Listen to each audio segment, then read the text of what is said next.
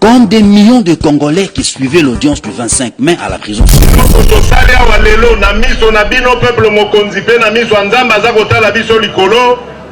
Ezali tomeli mbondo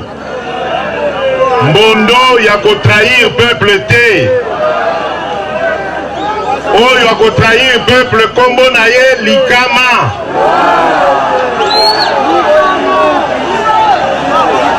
bino moko mutu bokozwela ye sikoyo mokano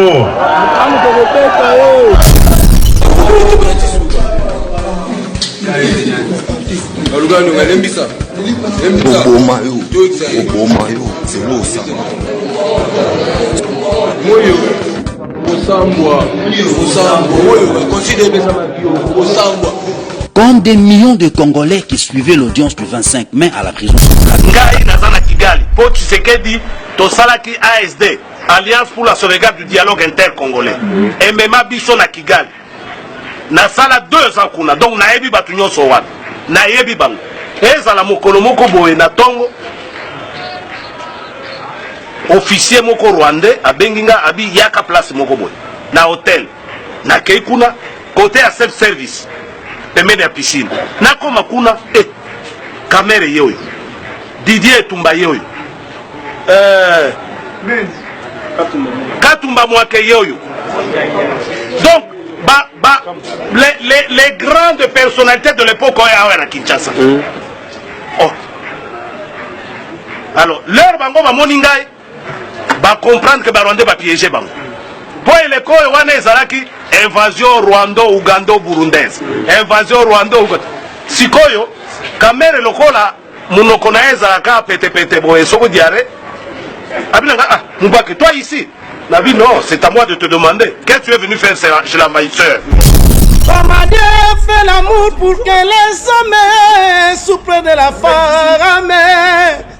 Chili Lumbe, Bibiano Lengae, d'ici Tala l'impératrice, Régine Luciloué, Motamaya Palousilou, Nene Vonga, Olivier Sono, Olivier, oh, Amanda Dichesse, Bianca,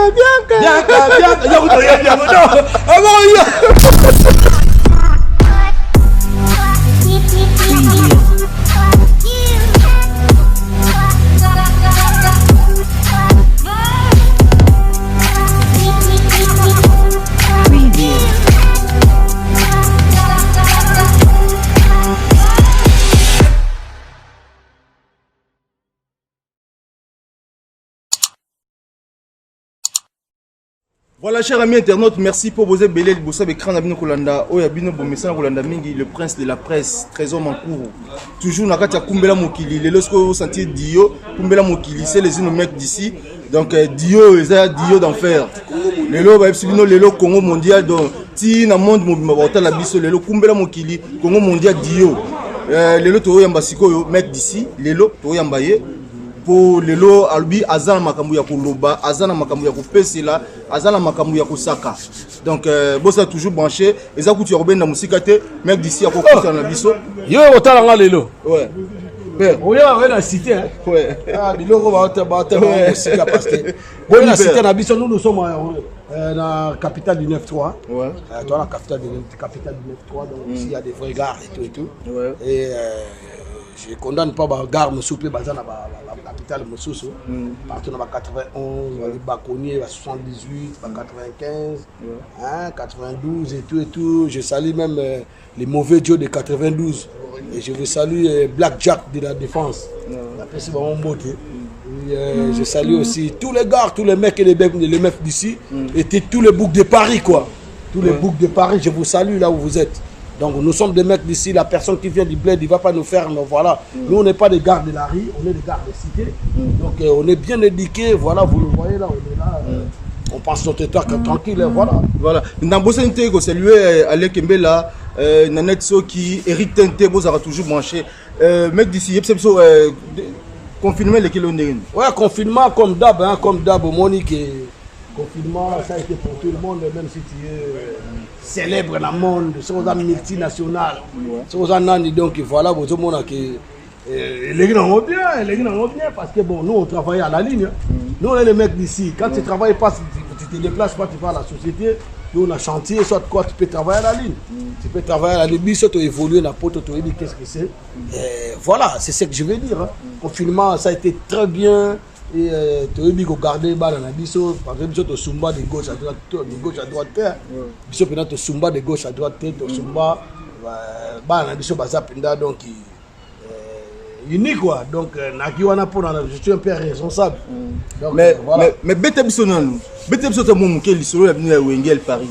Vous avez un mais il y a un Paris, c'est une institution. Wengel Paris, roi Pelé, à Tchabel, je le salue de loin mon père. Il paraît que vous êtes malade, il paraît. Ouais, il était malade. Moi, j'avais pas mais bon. Il y a des collègues qui bananaï.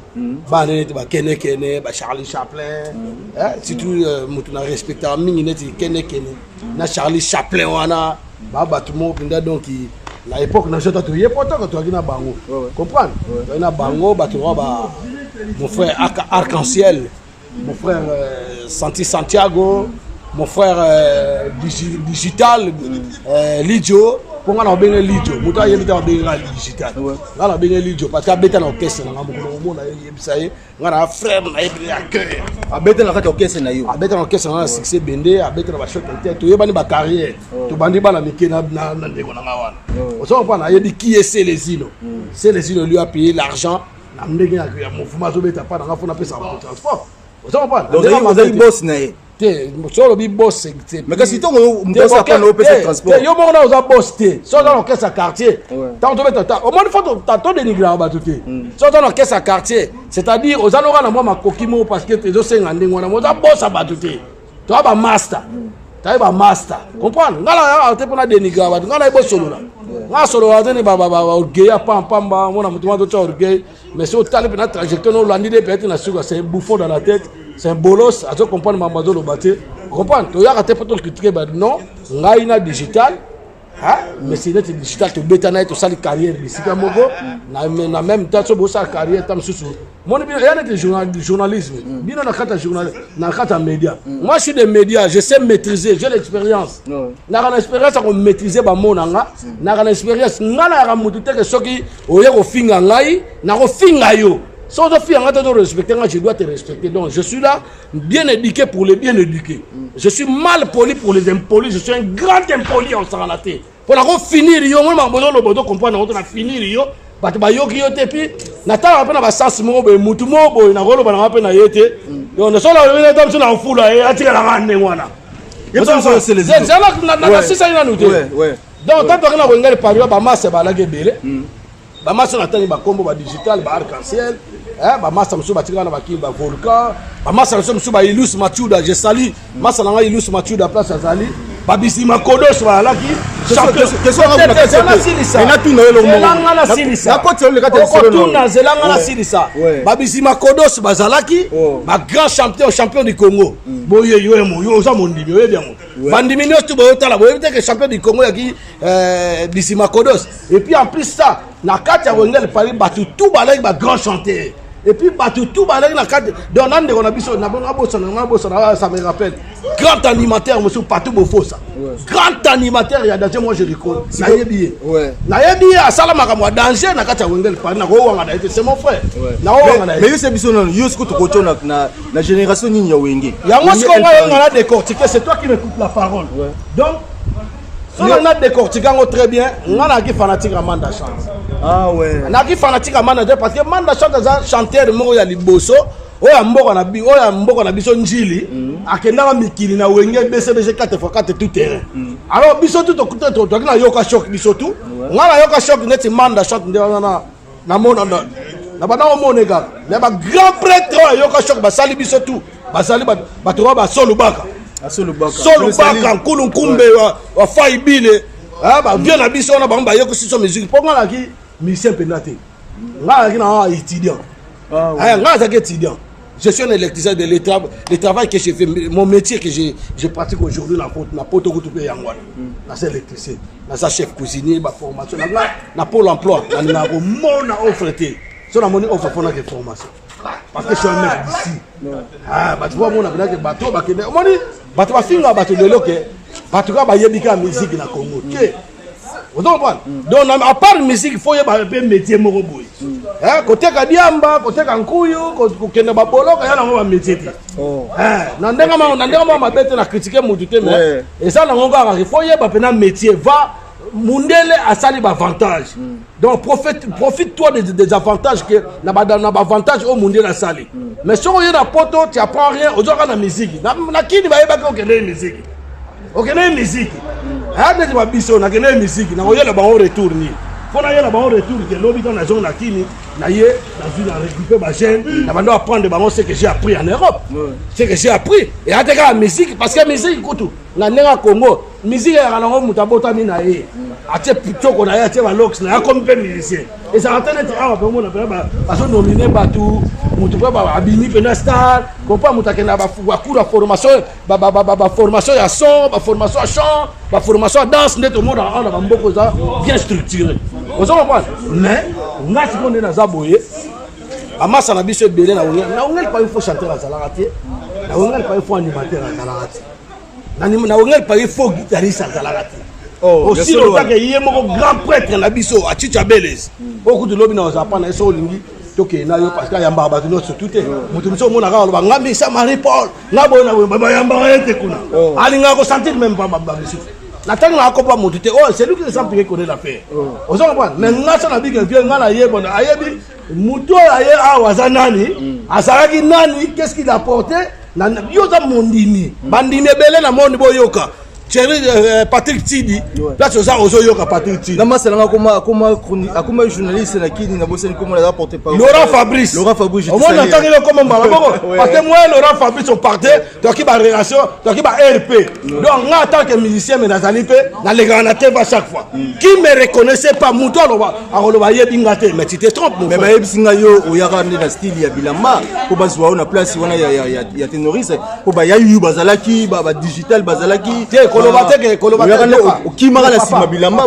yokato sola be okima na sima bilamba elobe lokote tant aux ara jouer ba footballeur bien tout le monde ba footballeur mais ça na noté aux comprendre c'est les noms qui comptent donc t'as pas les noms aux ana lokote de comprendre ba bien quoi footballeur net au jote que ngaba ba joueur ba beta léon na vite na yi ba hote ba joueur ba beta na imana na ba renaissance ba ngana yi ba hote. Vous comprenez? Naïbi nga bangote bako la sanga taye awane na oyeba. Vous comprenez? Boko comparer joueur la bonté na Dieu merci Mbokani. Je salue Dieu merci Mbokani, ma salanga Dieu merci Mbokani. Na pesi mbote avec oyebi ke rendez-vous za calamité na ba Bruxelles wato ozala. Ti asana na Monaco. Asas ko na Monaco. Donc ba mon biso ba niveau na biso, ba niveau na biso ya comprendre? Ba Dieu merci Mbokani, ba Cédric Bakambu, comprendre? Ba massa na biso bangwana. Comprends? En tant qu'un mec d'ici. Bon, et là, je ne suis pas là pour critiquer les gens. Donc, question de Ngai na na sima bilama, mais c'est bien. Si on est musicien, tant on est chanteur, artiste, hein, tu vas te présenter devant les gens. Donc, il faut des clean, il faut des propre, il faut des représentable. Vous comprenez? C'est ça que les papa Mbalobakango. Kumvuata. Injo yangolo biloko tu yangolo yango ça que ya zino nani ya yu atika na kini tonde ko taya yu ngate ya yu c'est un grand que je respecte c'est un grand chanteur que je dois respecter les preuves bané na auto émission que na kata Wengel Paris faut chanter à Zalarati bisata to ye Wengel Paris nga personnellement c'est les zino tant na ye Wengel Paris na ye Wengel Paris to mona ke oh dona ba massa monsieur tu natali ngana ka Wengel Paris o ba o ya dans Wengel Paris yenano pour biso dans deuxième Wengel Paris même mission na poto et allez Wengel Paris ya deuxième génération ngana na première génération mais malgré na yemba te na ba vérité ba ba yeba na yemba te na sa album ter Magedon na yemba te et puis couvre-feu na yemba na ngate oh na zo vérité moi yo nguna kosa na kosa ba tu va la biso bon ça vocal na couvre-feu là na yemba te Na yemba na ngaite. Mais ce que ba memo na poto ndenge nini? Mais kisi kaka oni papa. Mais siko yango na zo ebisa yo. Yango na ebisa yo te to comme na kisi kanga po wana. Ouais. Donc ngai na wongal pari na ye na wongal pari album na ngai liboso na yemba ya ki carte jaune. Carte jaune bosala ngo awat. Te to sala na king. Na king. Ah ouais, bosala na king mais boyo ça ba clip. Deuxième album na ngai na yemba na wongal pari eboulema ouais ba. Esuka ki wana. Carte jaune oya ya Tatu Costa, Tatu Costa. PDG Concours Costa. Vous comprenez? Wana mutu. Et puis nga na oyemba. Na oyemba voilà c'est ça makambo to kota makambo parce que le plus intéressant la cantine de l'opéra dans on fait la musique. Parce que musique ça nous rapporte. Les gens musique mais to bête dans nous histoire parce que to côté la musique sont dans la carte ma solo penda ça nous rapporte rien aujourd'hui. Moi je crois qu'au jour d'aujourd'hui tout le monde a un regard na ina avant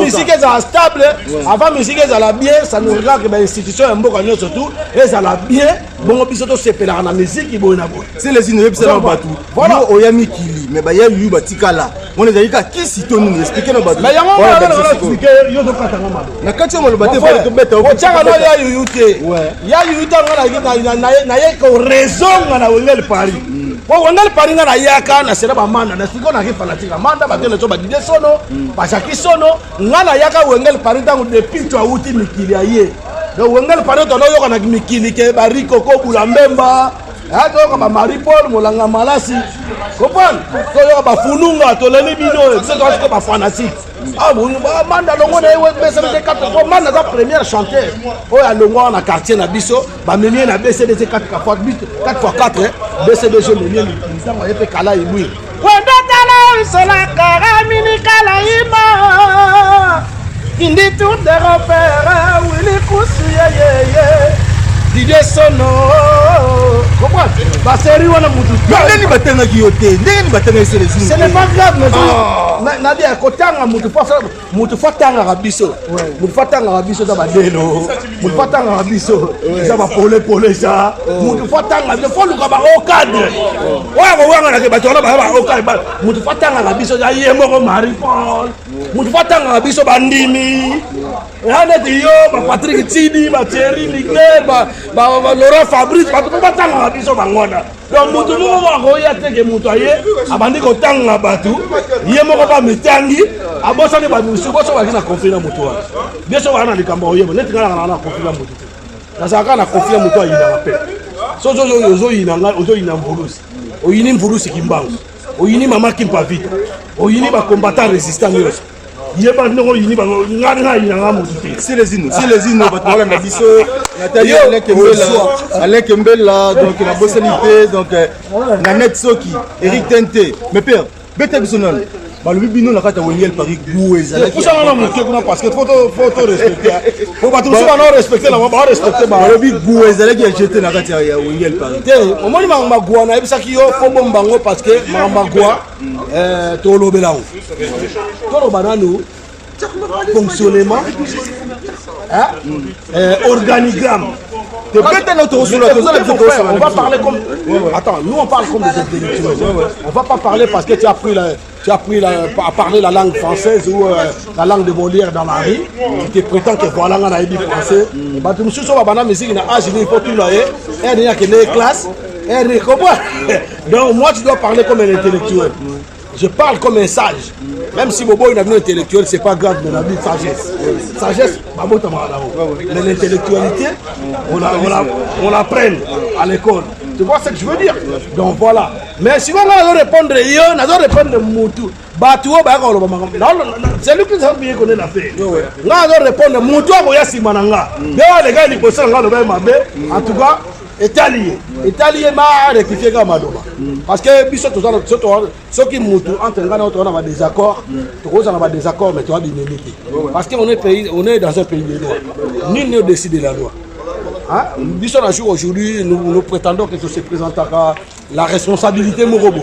Quand on se présenter la responsabilité, donc quand tu me ramènes des ennuyements, moi je vais te faire chier.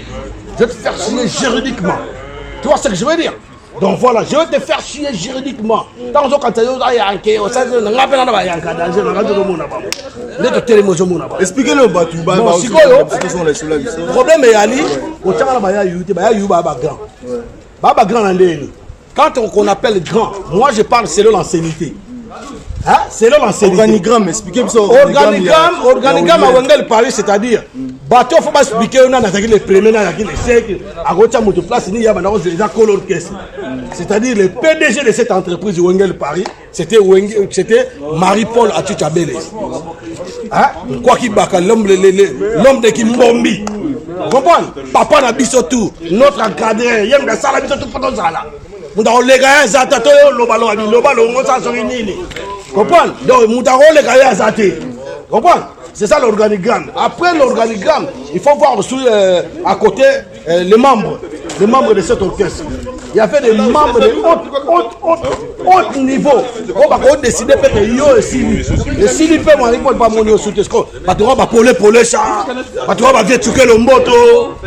Donc patron va délice Mfumu que son âme repose en paix. Patron va belé, patron va belé. Baké belé. Vous en voyez, baké belé la côté on va comboter. Patron va mettre Gege moto pela. Patron va mettre Abido. En passant, Maître Manix, place à Zali, Maître Manix, Mané, place à Zali, Maître Manix, la pression montée. Donc, malgré tout, désaccord, tu as bien imité. Pour la famille, place de outil. On a la terre, on a l'obéla, mamambo, somme de yininga pour la mamambo qui est à lui. On a un masse en Québec à Mouzuna Zilatan. On a glaire boué. Au mode sexy boy, masse en anglais. Tu vas mettre CD, Bibiso. Major, il y a un Kaouka. Donc, c'est quoi? Organigramme, mais ça pour battre le basse, dans 4 orchestres, ça s'appelle comment? Zino. Dans on a hier, on a fait un coup à Batouana, Paul, on a eu que soit à Koufa, soit à Ali, Zozo Basunga, Koufa Beta, na Victoria. Et puis, tu vois comment l'autre, il s'appelle comment? Guillaume le conquérant et puis sans oublier grand prêtre de la Dance Montana. La Dance Montana, grand prêtre de Saranate. Donc bon ni ya bato bongote. Tu vas kuta etanga na Wengel Paris. Na ko kuta mutu na. Na te bato bossa na bato. Bato bossa na bato bakima bato. Ngana ko kuta animateur. Comment la dit Wengel Paris comme animateur? Ngana ya kaneta animateur. Tu as dit que na Wengel Paris c'est vrai na ko constater. Na mona Dukule. Na mona Full King. Comprendre? Na mona rapenani. Bato basake belé musuku na bosani banini. Ba misusu alanga ya ko mona bango tango na zone po alongolanga. Azwa suspension na suspension na zwa été pour na nini. Tu vas faire tout na manda pourquoi pesa nga suspension. Na kenda na nganjili. Na sala makamani na sala ayebi. Succès belé Jean Didier Mokili ayebi. Et le possibilité c'était la pluie. C'était et puis après tango nasa makamunanga un jour Wengel Paris betaki na kermesse ngona njiri na kinzinga te na biochimie bana njiri ba yebi ba matanga na podium voilà fait Alice Baba na pesi mbote place à fait Alice Baba asanga mata na podium na mata na podium mari premier mais oh ministre na ngai mi okenda wa nga bete manda mdabenga na ngai ozo comprendre nga histoire ne yali manda benga na osala na bi likamwa benga na la yebite tellement ça grand frère à quartier na yoga na pema na ngai ah bon banda lelo ozongi dans yeko zonga na moi sur ba nouvelle figure donc ba nouvelle figure ba prétendant que non ngai na kina na yexika OK na salaka na nga déjà ça fait faute na bangote bakoki po ba yeba bakoki pe ko yeba po bakoki pe ko yeba ti c'est autant ozongi roi chanteur na zongi siko le roi chanteur parce que à quelque temps manda longwana manda longwana na bike oh mais pourquoi pas mais à part ça na okuta ya ba massa msu ba arc-en-ciel ba yaki déjà na okuta ba volcan ba yé déjà na okuta digital ba série mo waka na mais etene ya komela ka comprendre na mona ba Charlie Chaplin ba zaki déjà na mona ki ndeko na ngai keneke azalaki déjà na ko ni yango te na donc ezate ko yé ko kuta bango oye ko rekuta bango hein oye ko rekuta bango ba yé comprendre OK yo yeba ki de ba tongo les preuves que partout na ndeko na biso nani Qu'on a ba Guillaume, bazalaka ba Guillaume Yantula, ba te bele bazalaka. Donc, il tient qu'on attend comme monsieur, mais bon voilà. Ba te bele bazalaka na bango, mais sikoyo na grand boule. Ngai tango na ye couvre-feu de ces salama. Naïbi ba ya yu, naïbi ba Guillaume de conquérant. Naïbi ba bango ba yemba ki de couvre-feu. En tout cas ba yemba ki déjà. Nga na yemba te parce que nga na boulot na nango. Sao na ba to ba yembi. Putain, la pas de cash. Non, so na kuta couvre-feu. So na kuta couvre-feu na yembi. Yo ka eboulema te. Yesa bateau nyo surtout ba eboulema. Ba chanter o ba yaki o to yaki na. Mais c'est pas ça le bateau ba na biso sikoyo. O ba na biso na Congo mondial, ba na biso na. Omoni ngai, c'est ça bon atela mo loko mo. Omoni ngai mon frère. Na ko se perisa yo na ba biloko ebele. T'inquiète pas. Mais ça na se permoni, moi je suis plus dans la distraction. Les gens qui bateau ba croire que toujours la musique et que ça la quelque chose pas la parole. Musique miracle ils a raté, mystique elle a raté la musique. Mystique ils a faut joie qui se voit na lia bateau sacrifice. Oh, il y a cela. Non, non, non, non, moi, côté de commis. Donc, tu me sors là, on sort là, non, mais ça va l'album. Là, ça va l'album, mais je me suis dit, là, ça va l'album. Là, ça va l'album, là, ça va colonisation, là, ça va droit de réponse. Oh, producteur, non, je salue mon producteur, Kossi Kossimato, mais c'est Borel, moi, la bandale. Moi, la bandale, la solo, grand prêtre, Mananandi. Vous savez pas, Mananandi, on a fait sur mot de ma chiffre, ma chiffre, du beaucoup, ma masse, on a belé. Au Bangara, on a qui ici? yango na zo ngana ko simba na kisite yo lo bai ono balobi yo ko zaika na bilamba mais on a un pas mais yo zaika bilamba te pour mais ngana ki danser la ko defa bilamba ko de ki be ngate ça na on defa ngo donc ngapa ki be animateur na salaka animateur ya bar nyo surtout ba benga ngo greco ça va pour mieux vivre il faut la sympa faut ça la misala autant monsieur sengeli to sala o sala yango parce que on a besoin d'autorité na célébrité. C'est ça, attends, Paris, j'avais mes valeurs. Mon coloc, c'est là, je peux s'en valeur. Ma maman, je peux s'en valeur. Ma bille, pende, bongo, pende, bongi, penza. On appelle ça l'ambate. Mon trousse, on appelle ça l'angayete, on habite, on appelle ça batunioso. Eh, nous sommes bazar, on appelle ça bongo, l'ambalata, bete, l'andou, le lobby, ozo. Bah, yé bien, mettez, mon une fois autant à Bakombo. Les bongo, on fait ça à la droite, à gauche, et yéba. Vous savez, on a appelé la Tina Tena le baron parce que donc musique des gens les arakis musique qui sont nous évoluer au commandant de l'homme na faut que ça ba masoko comprendre oh na toi la vérité on a le bien faut que ça que comme au comme pena muta double sexe aujourd'hui ba nie aujourd'hui ba yo ko pena no question na nisemo yo ko ngote o nisemo ko kufa ke tu connais bien na ba groupe folklorique mo na bakini to orchestre monsieur soupe to mona ya ba quartier ba kufa kate kana ba orchestre minene mo ba kufa mais c'est que eloko mari po alobaka ki bazar la guerre na werason wana c'est que ça solo en tout cas ngama ma guerre mari po na werason ngai so guerre bani na côté na mari po boye dango bien na côté na mari po mais c'est que ça solo ba mais makambo bango en tant que ba grand je dois respecter aussi l'artiste werason parce que na ndenge bango basalaka wenge on se fait so biso na vifo za la reconnaissance so za reconnaissance parce que mari po on nga za wana azavie na ngai na olingata mta toucher mta sakana mais soki makambo na bango bakulutu nde basalaka makambo na mona kokota ngote mais so ekomi ke bofinga personnalité ya moto c'est là où ngana yaka pinake no boko finga moto ate parce que moto wala quelque part ngana botama na poto papa na mja sulu ona na kini banini mais moto wala ko memanga na poto na retrouver ba identité na ngana na retrouver là où na botama mais moto wala faut vous jeter les fleurs il faut féliciter les gens comme ça. Tu vois ce que je veux dire?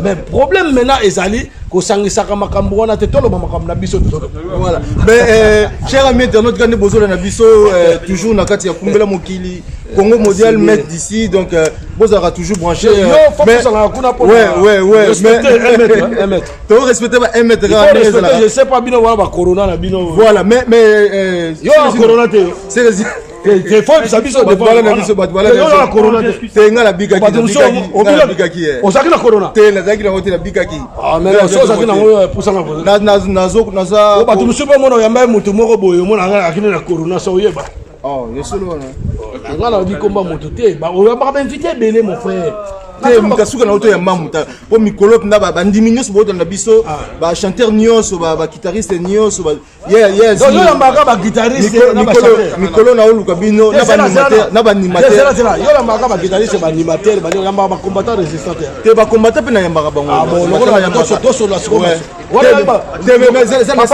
papa si histoire en fait dans un lisolo Wengel Paris yoka mon frère ça na suit ça na pio ah bande ko azana pio donc siko au monde déjà boya donc tato so ma solo nga so ma solo Wengel Paris na organigramme structure ya Wengel Paris donc j'ai tout parlé donc nga na yaka la Wengel Paris avant ba to soupe ba ya mais so ka yebi na yete to fo c'était so pa wanga jemalembe so pa wanga ni na ye muto ko wanga na nga na biso na je reconnais tous les chanteurs ya Wengel Paris surtout na époque nga na yeba na yaki na mona ba ya yuyu ba Guillaume le Conquérant la Dance Montana na mona ba Full King na mona ba Doucouré ba façade ya yaki sima na yende tant na ba longola ngata na yeko kuta yango na yeko kuta bango na mona ba ndeko na ba kene na mona ba ndeko na mususu na chant na mona ba Arc-en-Ciel na moni les grands Fumons pas Charlie Chaplin na moni ba animateur comme net ba champion du Congo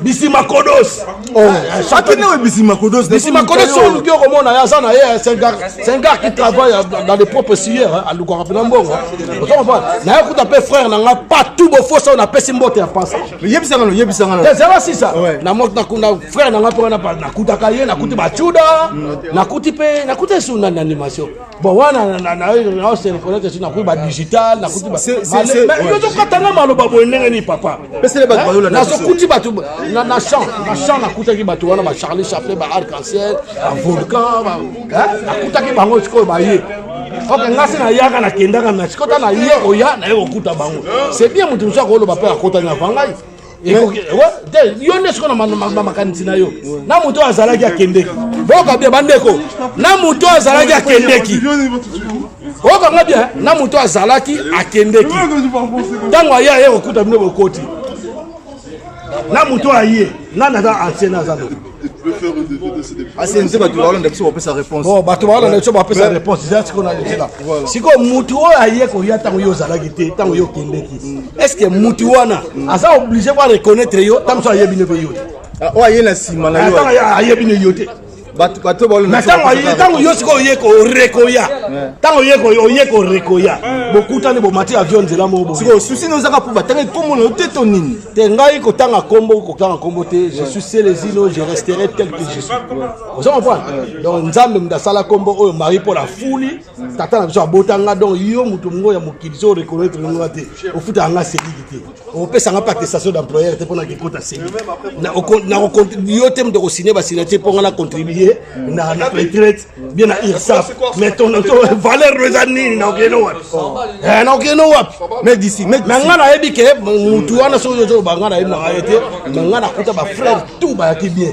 mais ceux qui mutu ramsa ngasa organigramme na numéroté na ndé mutu ala mulai mutu so mokuse mutu so ala mo mbinga mutu libungunene mutu so ndeni voilà je comprends bien mais tangi ba chanteur je comprends bien mutu tangi na ye me pose ko condamner mutangi na ye vraiment mutangi na ye ko condamner yete biso peso de notanga mais ya tangi batutua auto ça ina ba mais yebisa le malembe yebisa le mo bato kotana to kotana yoka ngai atangi batu nyonso to nozana bango et puis je reconnais que sont de vrais chanteurs baba grand chanteur mais yebisa le donc nga sikota baba grand chanteur po na chance dans ma modèle rose la grand chanteur mozalo oyebani pete ba yebi yote alors pas let's ngai petit chanteur ya boy faux chanteur ya boy let's ngai ngana faux chanteur on s'en a tena kosi ngana faux chanteur na biso ba comprendre mandeko ngana faux chanteur on s'en a tena donc na pas besoin batanga ngate mais je n'ai plus rien à prouver j'ai déjà prouvé tout ngala beta ba série na papa we na beti na Marie Paul par-ci par-là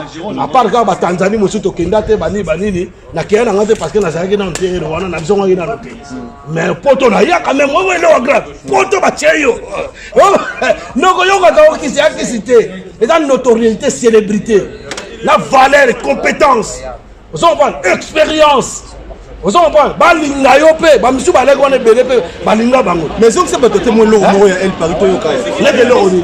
Et logo mo ko beta, et logo mo be ya mutu ya wengi na bino to. Neti nini? Neti na bom na bino pour kan mo sala. Mais yo poza ngondi, yo bete lo mode. Te mais bat ba na biso yo mutu yo. Mais non, yo po na chanteur te. Na ya mio. Un vrai chanteur ba exigera ye.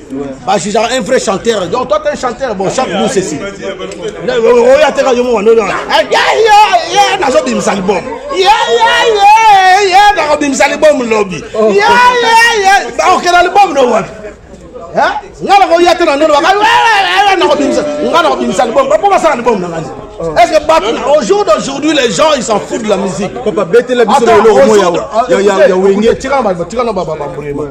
Au jour d'aujourd'hui, si je vois ces 90 millions d'habitants, en tant que Congolais, qu'est-ce que je sais?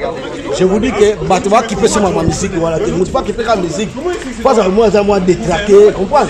Aïe, bien là, on a ça la tête, on a le lot, là, quand tellement il y a plus de producteurs, bon, on a bombe, bon, on a investi dans la construction.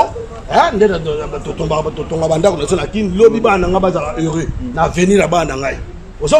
donc je n'ai même pas besoin d'aller payer quelqu'un, même un centime de studio, parce que disent que nous sommes dans son magasin.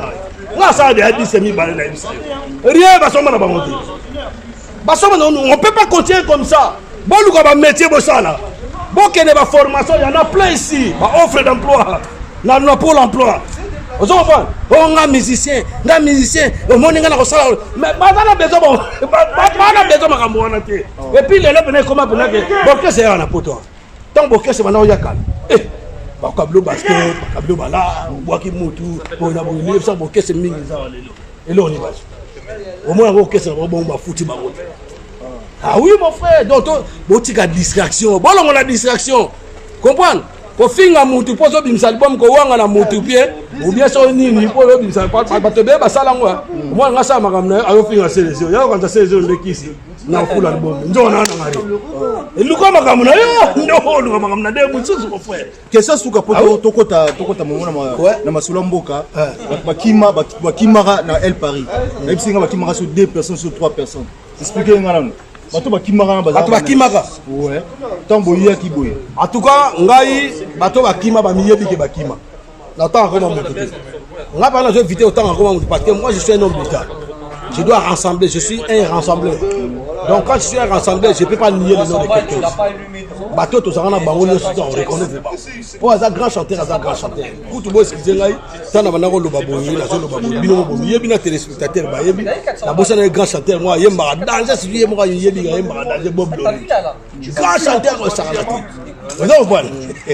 mais c'est pas grand chanteur de ce cas votre boîte la biso yo Bob Lorenzo ouais grand chanteur moi la chanteur ressource et moi la vie c'est que grand chanteur Bob Lorenzo na pèse au mot bon yo c'est quoi donc yo c'est quoi votre boîte la biso na comporter il y a ça grand chanteur mais c'est quand même la habité ça passe en beauté chanteur c'était mal maman la chanteur mais quand yo itango yo ya guerre za game mbaleti ya na bilamba aspect yo siko po na bilamba bilamba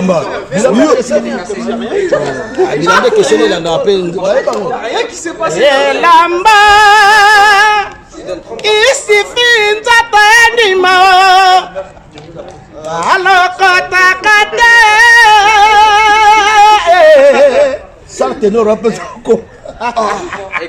mais grand chanteur ndako Dominique c'est un faux chanteur bandeko faux chanteur mais batanga ki yo te papa mais mutu fatanga biso ça organigramme vous comprenez on va te citer selon l'organigramme mon frère donc dans cet orchestre là on était moi je vais parler ça comme ça et ça te choque pas soyoté hein voilà donc toi qui n'a organigramme Marie-Paul Hazard comprendre ba directeur artistique bazali le roi badel au bas hein Santiago comment on Santiago je te salue on a salué la passant en place à Zali Pichu Santiago Pichu Santiago grand artiste Pichu Santiago on appelle sur mot place aux Zali en grand guitariste il y a on s'arranaté et puis ba biso tout net nga et là on a le bango nga bossa nga start yo donc ngai na Bob Lorenzo nzembo liboso to yimba na wengele pa yenze mo chanteur ah oui chamari molata na manga kaka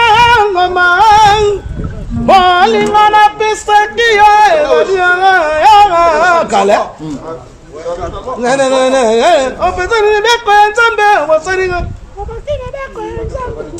Santiago. Mais nayoka pe sala vocal mongo na album na nzembo ya Bob Lorenzo. Na nzembo ya Bob Lorenzo. Ah Bob Lorenzo pe na sala ma bossa ne okuti yake. Nzembo nzembo Amanda Richesse nayoka ça peut vocal. Amanda Richesse elle a qui nzembo ya Santiago. Santiago sala trop. Ah ouais? Santiago c'est un compositeur. Santiago c'est un parolier. Santiago c'est un écrivain. Ah ben mon frère, Santiago banzembo ebele to yemba Santiago m'appelle ça biso. Ah ben oui, nous avons la vérité, nous avons contre la vérité. Je parle que la vérité, rien que la vérité. Si on ça, bon, dans mon affaire, Santiago, on a frère, on n'a pas tout beau ça. Ça, qui m'a dit, on a pas la moindre. Bon, on est allé là, on a ça là qui parle de ce que j'ai aimé, la bête, on m'a beaucoup porté. Parce que ça, il est au fond, on ne sait jamais le roi. Vous savez quoi? Si on va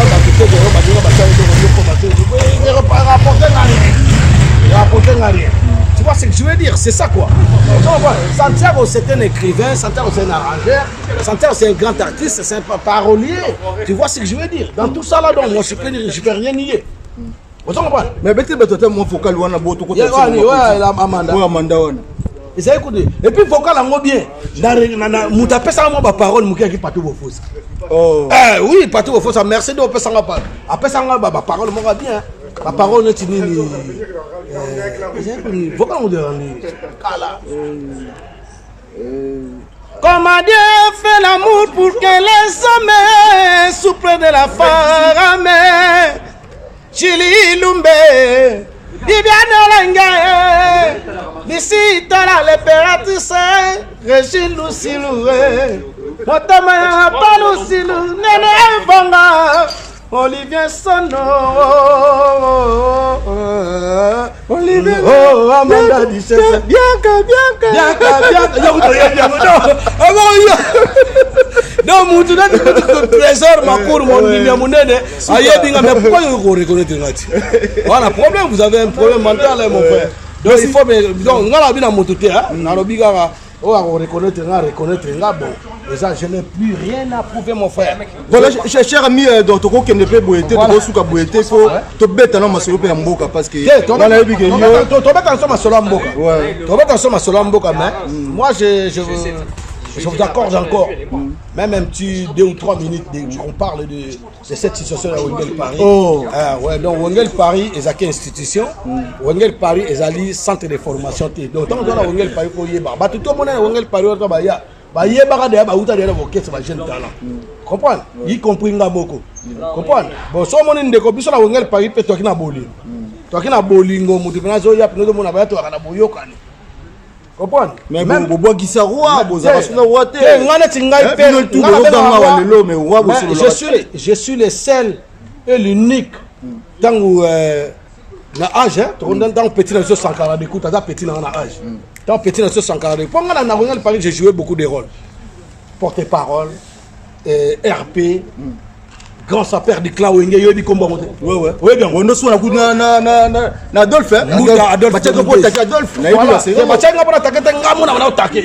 On a une forme. On a une kenda, on a crocodile, on comprendre. On a une forme, on a mandala, on a bête Emmanuel Risi Pipo.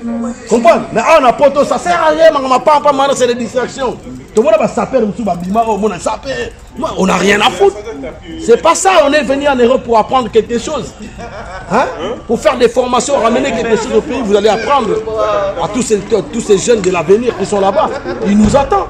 Nous n'allons pas faire que la musique, il n'y a que ça l'orchestre. Là, ça l'album. Bon, c'est le long, on a ça la batte, balo bango belé. Mbalo et long, on a ça, moi tant que long, on fait bon zelango. Après long, on y a rien. Oh mais non, là il est en taqué, on a un combo, mais pichuna na pas tout ba auto bête lo comme kasi be makio. Apa go vitesse na bango. Ah bon, zemo na bango de guerre. Voilà, yoko kia moté. Ça y nani pas tout beau ça yem. Point mais té. Parce que bimaki bébé, si pas tout beau ça. Azako na ba voix animateur, ya ba animateur té. Nga pas tout beau ça, tant à yemba ça la radio. Ayemba bien. Donc pas tout beau ça, ba so ba tia ba on a Bob. Oh. Grandiose. Oh. Bah ça maman a dit pas tout beau ça yenda ko boma Bob té. Comprendre? Mais pas tout beau ça yemba bien. Mais non comprendre noter. Pas tout beau. Mais nous non le Bob. Non pas tout beau c'est ba tia Bob. Bah vrai quoi. Bon bien. Oh, partout au face déjà yemba bien. Azana na voix animateur pour animation on a. Non, partout au face ngai na monnaie na wengel paré animateur. Mais j'étais surpris un jour azo yemba. Et là yo basaki na oui, ngala yo comme on studio mais na babar na ngaba na DJ. Na nga sala misa to tanga mi na kata musique na sala ouais parce que ba DJ ivoirien, ba benga ba musicien mais ba benga ba DJ. Vous comprenez? Donc on a ça l'émission uniquement pour la faire voir parce que je n'ai plus rien à prouver. Vous comprenez? J'ai tout déjà prouvé. À part gars ici, la famille monsieur on a besoin complet. Et puis na ça na ngo que c'était et puis ma mission de mettre en jeune talent que c'est un succès bendé. Et bendé ba na photo à tout na ba on peut se ba autour dans la bande. Bino ko ça d'investigation. Pourquoi fouiller à te boye ba valer la bande. Vous comprenez? Mutu monte de ba na monsieur de kola na yote. To mona nga na groupe moko boye puis il faut yo donc ça retourne na to yaki poto ndenge nini. Poto na poto wa nani ba yaki première tour na deuxième tour. Oh donc ils arrêtent des tout. Ah oui, na yebi sur poto to yaka penda. Ponga na mundimi penda solo wa. To yaka penda na ambassade penda ba kangi ba visa. Yokola yo za mundimi. Ouais. Mais poto na mais yebi ça bat bola na biso. Bon c'est comme ça là si ça va paragraphe. Ouais. Podio il y a pas tout beau force na Bob Lorenzo. Ouais, pas tout beau force c'est un grand chanteur, je reconnais. Un chanteur puis tu as do yembo sentir bien ba. Hein? Ata Bob Lorenzo c'est un grand chanteur. Ah, un grand chanteur. Ça do yemba nous mona. On sentir bien do yemba. Mais là qu'on peut dire mais yo nini? Si comme ça biso bon bref. On le big nzembo il y a pas tout beau force na nani. Là quand on est dans le studio. Là je me suis pas en fait, il nana yo kango te na ngapela ba artiste c'est dis-moi déjà c'est dis-moi déjà la bonne chance dans bango simba na nga simba maman on va soka ba sacrifice dans nango boulot pour le sacrifice dis-moi nango yo kana ngone ndemba on a biso biso que ça acoustique et bimi donc c'est ngaba ba confinement ba fête ba salle kangi là ba tam sunde ba fête na et tam sunde ba fête quand même ndemo ça on te pour la confinement mais tam sunde on débat on déconfiné ouais on a biso to kata mais oui on va yo c'est la to kata yo kata auto ko to kata te boko tsa te point yo boko tsa nyoso ngala yuma te ngala vrai yanke si na vrai yanke o saka na te ngala na yanke penda na yuma te ba yuma ba bato ba ba valeur ba te ngana on reconnaître moto nyoso tout te na ligne tout ça la deuxième émission ngai na yoka to ça deuxième émission te ka o moko ya on to sangsa tout kokate mais non moi je fais pas de la politique moi je suis un résistant combattant te ya biso ya faut le ba mboka pour la politique parce que biso on a politique nous avons que des politiciens médiocres nous avons des politiciens médiocres dans ce pays c'est pour ça ngana to c'est tout na musala o yebi na savoir o yebi ça peut être rendre quelque chose c'est si ça oyo si ça non ngana yebi si OK ngana ngoni nglago ba paqueté ba circulation te ba nini te na pena yanke l'esprit ba manze moment na vie après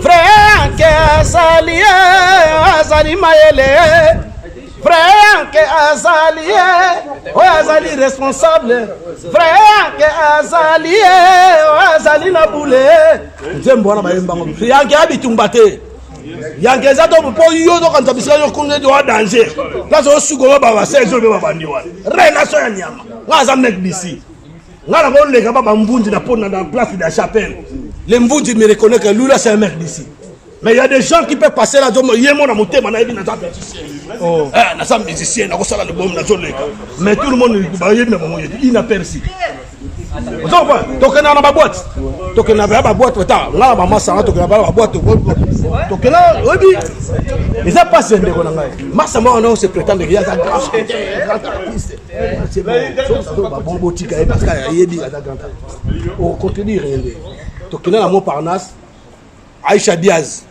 Je connais que tous mes amis connaissent Aïcha Diaz. Aïcha Diaz, il est venu ici. Quand il est venu, on était parti à Montparnasse. Et comme à Montparnasse, il y avait un mec comme ça, il était grand chanteur, grand artiste, star, tout ça. Comme lui, on a la porte. Non, artiste, c'est toi qui peux rentrer, mais lui, c'est qui? Comprends? Si on voit un artiste, il y a des artistes, c'est bon, mais dans le milieu public. Au moins, on tire à Liban, il y a des mais il y a des mais on a des albums. na sala lokasa na kini nazoke bazaka bele masala abeti pe concerne kini mate ngazolo bakoma mutu te ouais ngapi na tengo mutu ngapi na te yo yebi makambo yo solo ngazolo ba dans eza cas général dans l'ensemble dans l'ensemble quoi je cite pas combo mutu o mutu ngo c'est mutu alingi ko se sent à se sentir piqué, c'est son enfer, mais moi je vois. Vous comprenez, tu dois avoir tellement esprit juridique trop, donc tu vas citer pour avoir combat parce que on se permet de tenir full la paix moto morobo.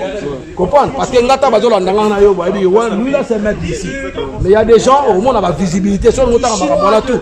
Faut la ngomi la visibilité. Au monde ça l'émission na nombre de la visibilité. Au monde attend sur bataille yo 129 personnes. Mais quand on casse les yeux, on a 58 000 personnes. Donc, le message où il y a passé.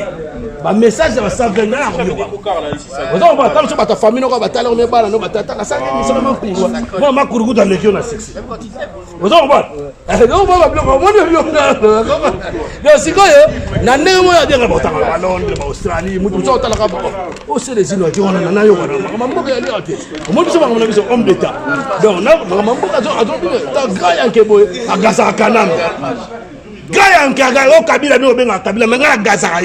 as politique. Oh Félix Tshisekedi Tshilombo Zoba Maputa masqué na zoloba. Donc la personne va se faire bomanga. Donc nazo banga makamna zo sala te. Ko bango baza ba criminel ba bomanga ba. Mais yo siko zo attaquer mutu de sérieux. C'est une bomote. Attaquer bato bazo bomambo. Yebisa biso na mi. Poto suksana yo to beta elo moko boy to sukana yo. To sukate kota sikonde na politique. Oh on a le politique. Ngalinga kata oyo. Il faut kata moté, faut ça ni kamoko kata s'il vous plaît, faut yo kana yo. Na même na makambo na solo bako kata ya moté. Tia yango bato ba mona c'était visibilité mon frère. Voilà cher ami internaute donc to beti mamo ya ndule mais est-ce que to solo là, to so pe mamo. Mais si to koti déjà. To solo mamo. Mais si go elonga na lobake. Faut to kota makambo ya mboka. Mes chers compatriotes. Mes chers Congolais et Congolaises, essayez de trouver un terrain d'attente, qu'on soit unis pour chasser cette flion qui nous dérange au jour d'aujourd'hui, qui nous cherche la mort. Ça tue même les innocents dans notre pays. C'est la haine, la complexe d'infériorité entre nos frères congolais. Il faut qu'on enlève ça. La complexe d'infériorité, la féminité, la jalousie, la haine. Il faut qu'on dise Mamoutou, Nandenga Zaleli. Ndi Mamoutou n'époque naïe. Ça sert à rien, ça va te coûter rien. Mes chers amis, c'est ça que je voulais donner comme conseil. Soyons responsables, soyez, comment on dit, généreux, soyez quelqu'un. Vraiment, voilà, c'est quelqu'un lui. Vous comprenez, là on a lobby. Et là on a lobby là j'ai lancé un message, même auprès de notre caisse. On a dit on a longwa wengel parité. Na longwa te Marie-Paul vient na biso, patron na biso, leader na biso, akendera Kinshasa. Asana makamna osala ngana obligé patron obligé. Atika biso na kisa otuninga banani bakima place. Mutakima na wengel Paris. Azati. Mais demo bakima mais oh babi yebi ke bakima ke tali bango bami yeba mais là na temps otanga bakombo na bango te ba yebi pourquoi ba sala bongo mais biso to yema na ibulema songo yeba batu o bakima songo yeba bato bakima bato bakima faut que na ibulema zoara na personne discount tala kana pochette na pas comme muta. Dans la pochette, vous avez banane azati. À partir de Boulema, vous avez toutes les réponses. Donc, tout n'a pas de tout n'a pas Marie-Paul, tout n'a pas tout n'a pas tout tout n'a grand animateur champion du Congo, tout n'a Bizimakodo, Kodo.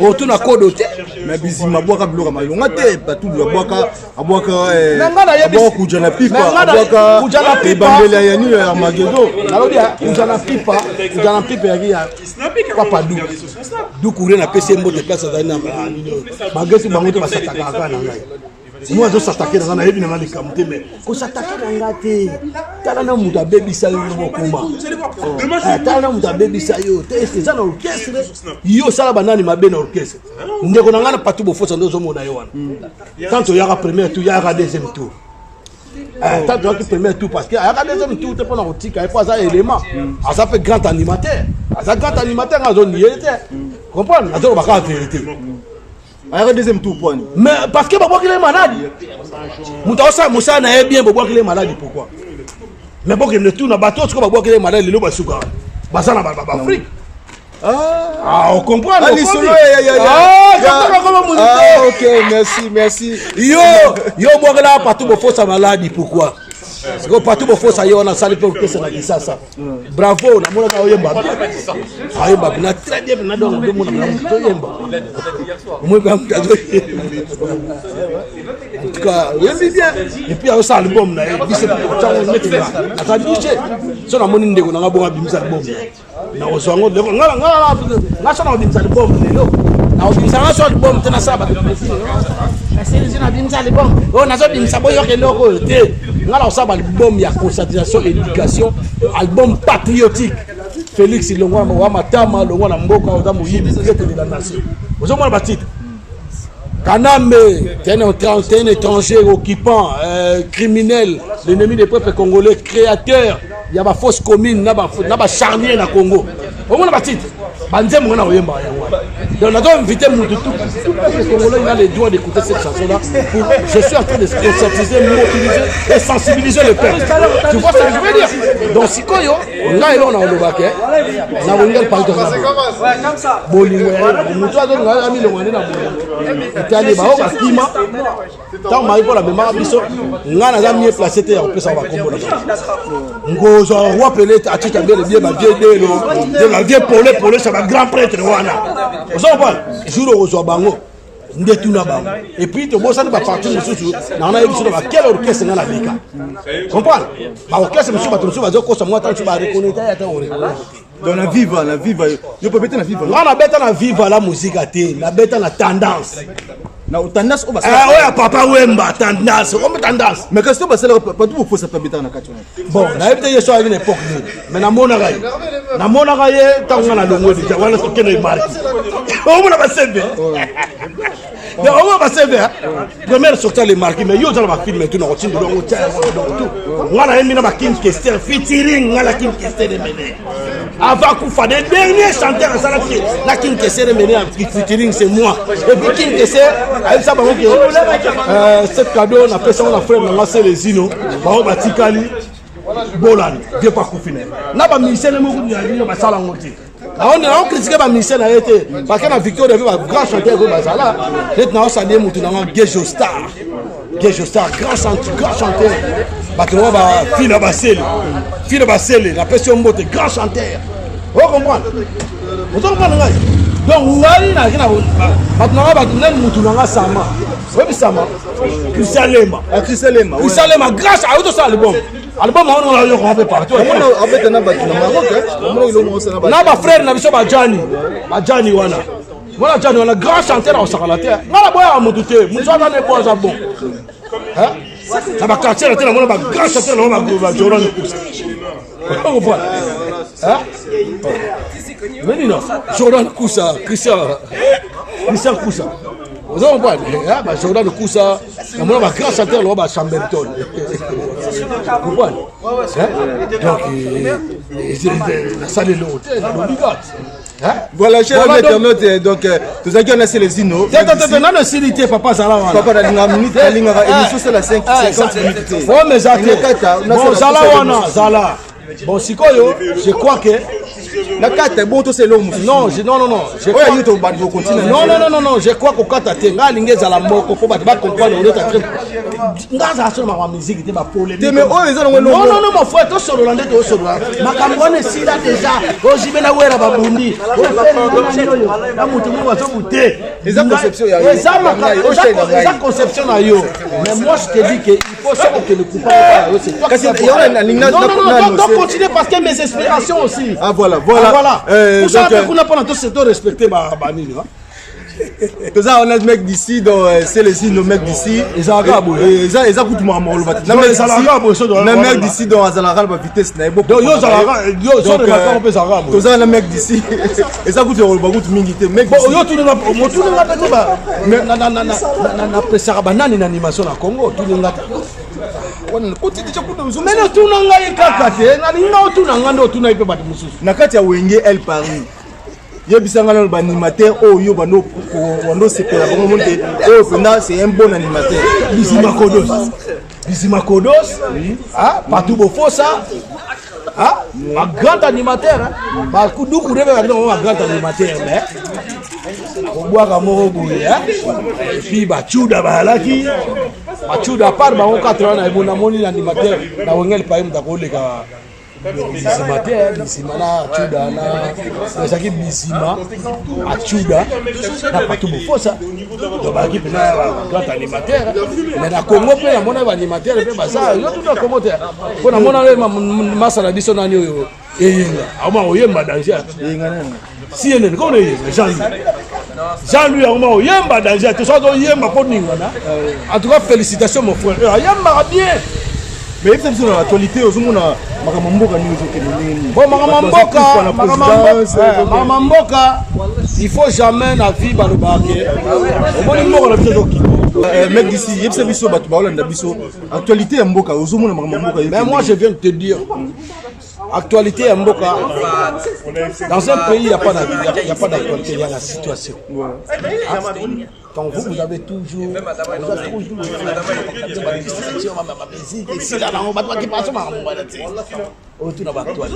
pas d'actualité. Mais non, mais actualité par rapport à Makamundé, il n'y a pas d'actualité, mon frère, il y a une situation. Bref, notre pays ne va pas bien. Attends, notre pays ne va pas bien déjà. Et la conscience, on a peuple congolais tout à la biso. Le Congo est occupé, la RDC, la République démocratique, la République a démocratisé le Congo, parce que nous ne sommes pas encore démocratisés. Donc il faut pas démocratiser. Donc tout ça occupé, nous sommes envahis par les Rwandais. Les Rwandais sont côté la biso et puis les côté la biso goûter miel, comme le feu Mosé Laurent Désiré Kabila. L'ancien président de la République, qu'est-ce qu'on a représenté? Oh, mais non, toi, on a besoin d'ADN. C'est pas ça les peuples. Les peuples, ils n'attendent pas ça. Donc, si on ne parle pas de nous, ça coupe. Bon, si on ne parle pas de la marque, on va pourquoi continuer bien? Oh, ADN, on a besoin d'ADN parce que son ADN est limité. Oh, il y a Zamouana Kanambe, pardon, il y a Zamouana Kabila, il y a Zamouana Kabila. Après, il va porter du sonnet. Bon, sauf aucun point, monsieur, tout ça occupé. Dans un pays occupé, on n'organise pas les élections. Dans un pays qui est occupé, il n'y a pas d'opposants. Dans un pays qui est occupé, on ne fait pas de la politique. Mais nous sommes opposants, mais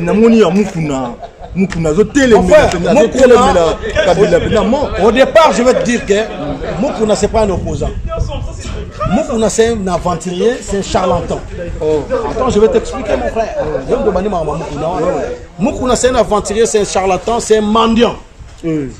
Moukouna, il fait la mendicité forcée. Moukouna, c'est un pervers. Moukouna, c'est un violeur. Vous comprenez tout ça? Pourquoi je dis ça? Je dis ça parce que un pasteur, c'est un serviteur de Dieu. Quand tu prétends que c'est un pasteur, voilà, il presse la parole de Dieu. Au quotidien, Nzambe a pris sa biso ténèbre. Ténèbre na lumière basangisa ngo te parce que Nzambe ta zomo Nzambe za mwinda. Lumière. Donc on s'en ténèbre na lumière te. Lumière na ténèbre c'est sangana mo ra lumière esali. Il est dominé. Wana Nzambe. Mais quand un pasteur a son imam Kamuro qui peut passer la mission Mouto Babinga Kabila, alias Kabila, Kanambe, Hippolyte Kanambe, un criminel, un président chef, soi-disant, comment je peux dire, les garants de la nation, commandant suprême de notre armée. Qu'est-ce qu'il faut? Basoda Bakoufa chaque jour, nous sommes agressés na Est, na Beni Batou Bakoufaka. La présidence coûte les Attends, mon frère, toi qui es malin, mais tu es au coma. Et là, on m'a couché. Là, je expliqué au cas. Pour comprendre, moi, je vais comme ça, tu vas voir. Et ça, tu vas voir, on a l'album. Non, tu vas voir l'album. Non, parce que tu vas voir l'album, on s'en fout de l'album. Tout le monde, ils ont leur regard tout droit au pays. Pour la situation, il y a pays, ils allaient bien.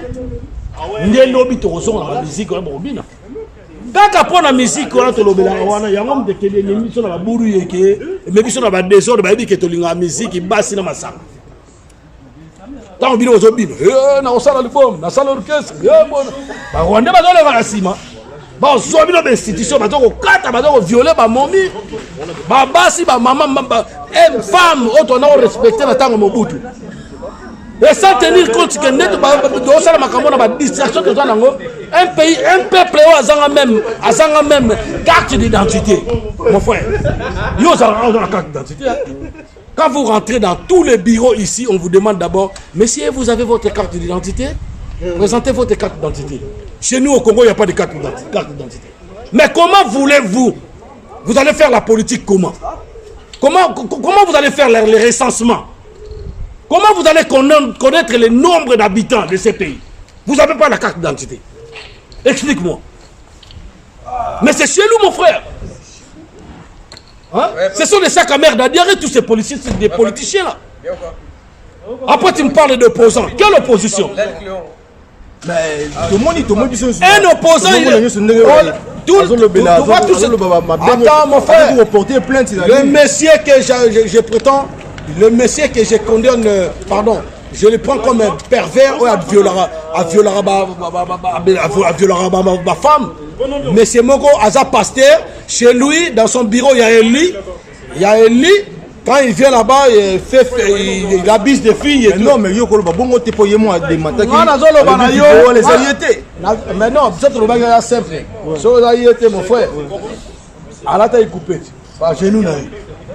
Aïe, je ba genou papa. Pas de ba moto, ça la makambo ezanga tetanga ba genou na. Pas le bagage de banaka. Mais bien ba kongo ba. Donc yo son di makem ta tchiso yo. Ezaye.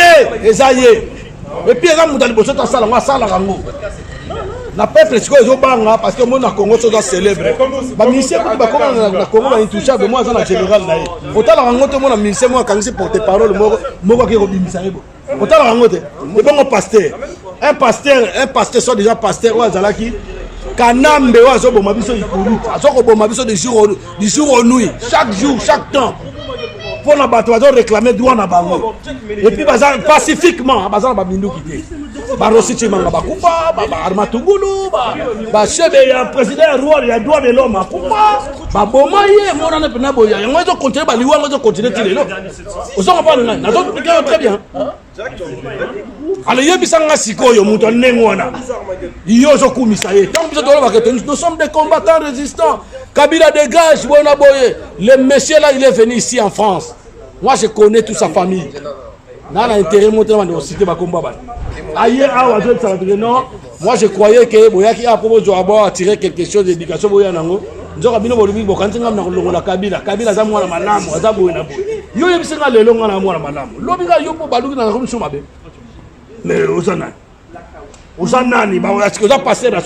Un pasteur, aux sous-président, il y a une équipe qui a Renaissance. Il y a une équipe de football pour gagner 10 mots. Il y a bien vite, il y a Veya. Il y a un stade. Bon, je suis président. Là, on peut s'en bon. La veille, Nzombo le soir. Ouais. Donc, il y a ce qu'on peut s'en bon. Il y a un pasteur. Mais arrêtez de raconter n'importe quoi. Le mec là, il est en train de subir ce qu'il a semé. Il est en train de subir ce qu'il a semé. Et putain, on a opposant. Alors ça, l'éveil, dans un éveil patriotique, c'est pas un éveil patriotique. Alors ça, l'éveil ethnique. Éveil, oui, éveil, il y a des talibans parce que la rôle est balouba. Parce que balouba ne sont pas bazobaté. Moi, je suis pas un tribaliste. Moi, je suis un Congolais tout court. Comprends? Balouba tout bazobaté parce que dans les talibans, oh, comme ça, Félix Tshisekedi, la personne qui a été, oh, a trahi Mboka, à quel qu'on dit, ma corps, on a battu ma papa naïe, n'a battu ma frère et sœur naïe. Il y a quelqu'un qui dit, ma corps, on a battu Rwandais. Oh, bah, tiens Mboka pendant 18 ans, à KO. 18 ans plus 2 ans, plus 3 ans, il y a dans mémoire de le roi de Kabila, ça les combien 23 ans. Batie biso na KO mon frère. Bato ba kufi ndenge na benza social et kufa. Éducation et kufa banzela. 21 ans pardon, excusez-moi 21. Bon excusez, tu as pas danger dans calcul mental mais bon excusez biso. Vous comprenez ndeko na ngai. Mais c'est comme mutabongo yo koyebisa biso que non, mutabongo so asa na plusieurs kenayi. Ba sala no ba je ya ndenge na ndenge yo ke ko signer bako. So ko kufa kufutala lelo. Ba mort en série, en masse. Na soit disant que présidence, mais sa présidence T. Pendant le point bango que Félix Tshisekedi n'est pas un président au Congo. C'est une marionnette, c'est une étiquette. Parce qu'avec tout ce qui se passe au Congo, au jour d'aujourd'hui, nous sommes en guerre. Sauf que na Kasumbale, ça connaît la Katanga. Bakangi biso de la Katanga. Au lieu de on a Zambie. Ah bon? Ah ben oui, au moins on est bien haut. Sauf que l'Équateur, l'armée centrafricaine est sur notre sol. Bakangi qui est Équateur. Vous voyez bien? Sauf que dans Ben, il y a des gens qui meurent du jour en nuit. Ils sont violés bassi. Dans Baïtouri, on parlait même de Walikale. À Kinshasa, même, Bateki Zando, grand marché, patrimoine Yamboka. Bateki Yango, la confinement, la confinement Bino. Combien de peuples Bobobinza? Un pays, je ne comprends pas, ministre, il était ministre de la Santé, qui accepte. Docteur Mosso Mouyombe, Gosso Mouyombe, il vous dit que non, voilà, il y a un vaccin, il y a une pandémie Covid-19. Donc, ah ouais, tu m'as coupé. Yo, mon Dieu, on a la musique dans le coma. Vous savez pas, tu m'as coupé, on va passer par là, en Italie, pour le bateau, les États-Unis, en France, nous ne parlons même pas. Sauf qu'ici, il faut pas mettre un vaccin, ah ouais, peut-être mais quand on y a qui Congo, parce que l'OMS, Organisation mondiale de la santé, ils ont versé 138 millions dans notre l'État. Parce que vous savez, avec tout ce qu'on est en train de parler,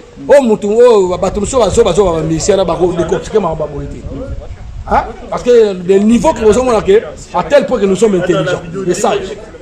Parce que nous on suit, il y a que je n'ai rien à prouver. Moi je suis un homme d'État.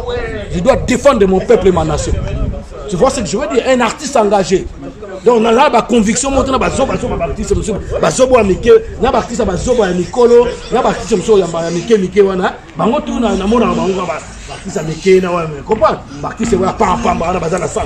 conviction, sans manière.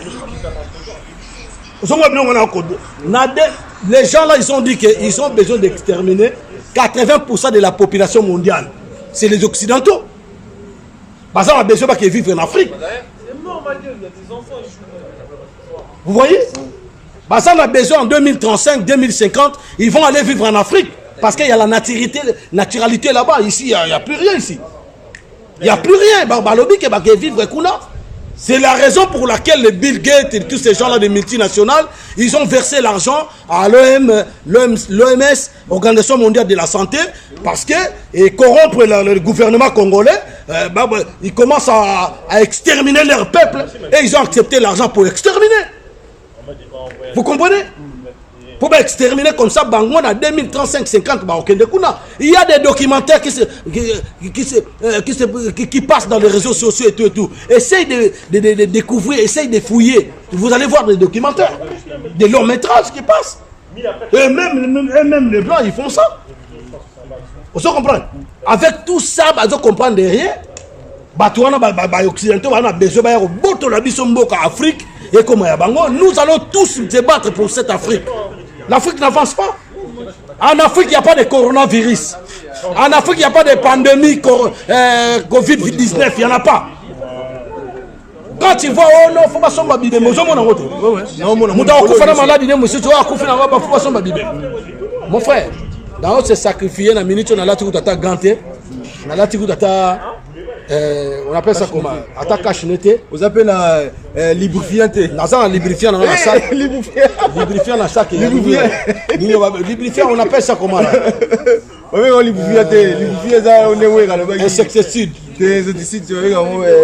On appelle ça comment? Yo pas comment ça va comme non? Yo pas comme zoba. Non, yo zoba. Vous avez zoba. Zoba. On met la petite là, on dit mieux. Non, on dit mieux parce que ouais comme dans le baguette,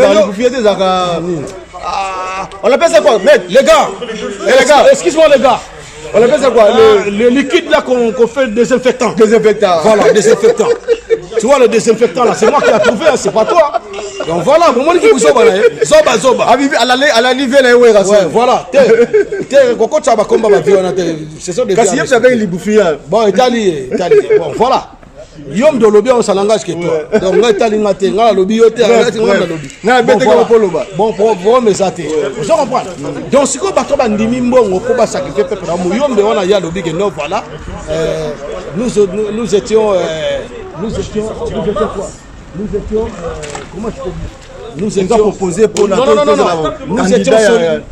on a été sélectionnés pour les essais des vaccins d'empoisonnement ici en RDC. Mais il y a l'empoisonnement. Il y a l'empoisonnement, moi j'ai déterminé les empoisonnements. Et en plus de ça, il y a un Ndimiango. Tout le monde qui est le président de la République, Zoba wana signé Makamucho, Abdikola Mbongo, le Kosambongo, il y a dans les peuples, Abo Ayambi, association ya Bill Gates. Mais aussi à l'Ina Congo. Tu as besoin de vous. Congo ça n'a nio surtout. Congo est défend Mbongo dans le pays de Soudan. Congo ça n'a nio surtout. Mbongo on est Kendara. Et Kendara va ça dans le Bénin. Et le Mwana, bah yamba ba Chinois au bazali. Chinois au bazali. Bazoli na bangote na monde entier. Bali na bangote partout pour eux makambazo sala. Balingi bangote ba Chinois na. Mais bango ba yambi bango po ba osani. Ba osa dépistage. Aussi longtemps kuna bazo bomba bato na si. Bango mo ke banana na uwa wana. Pandémie ya Covid-19 banda wa na uwa. En même temps, ça va aventure, va confiner Gombe. Va confiner côté Moussoussou. Et puis, na Gombe, on a beau tout pourquoi va confiner Gombe. Moi, je vais terre à terre. Même quand on va, on a bien la veste, la cravate. Tu vas me poser des questions, je vais te répondre. Mais il y a procès, il y a Vital Kamere. Mais la carte de procès, mon frère, il n'y a pas de procès. Il faut oublier ça. Écoutez-moi, il faut oublier ça. Ça, c'est des théâtres. Ça, c'est des pièces de sketch, mon frère. Ça, c'est des. Là, Mouto Babomi, Jijouana. Il y a rentré dans la rame de sentiment. Jijouana, dans Jijouana. Quand je viens de te dire ici, dans un pays occupé, il n'y a pas la justice. Il n'y a pas la politique, il n'y a rien. On organise les élections, il n'y a pas d'opposants. Mais écoutez-moi mon frère. Écoutez-moi, Junior soit coupé parce qu'il est parti travailler. Et c'est un Junior parce qu'il travaille avec eux. Parce qu'il y a d'autres travailleurs dans l'équipe. Pays n'a besoin d'occuper. Comment il y a un numéro de travail dans l'équipe? Oui, mais dans un moment, il y a tout danger. Mais il travaille dans le Rwandais. Et c'est Rwandais on a besoin. Tala, biso tona mamboka mosusu. Yo ndeto en France. Mukoni yo ba Bordeaux faut comme ya biso. Oyo biso ba France ba otika. Ba otika te. Donc yeba entre ba Rwandais, ba za déterminer pour ba boto la Congo. So bino ko telemité biso ba non. Ya on a mona ke ba so ba musu va ya ko ba mama normal yo ba mo zangati. Donc net tolo ba président il y a jury mon frère, tango ba kosa bino ke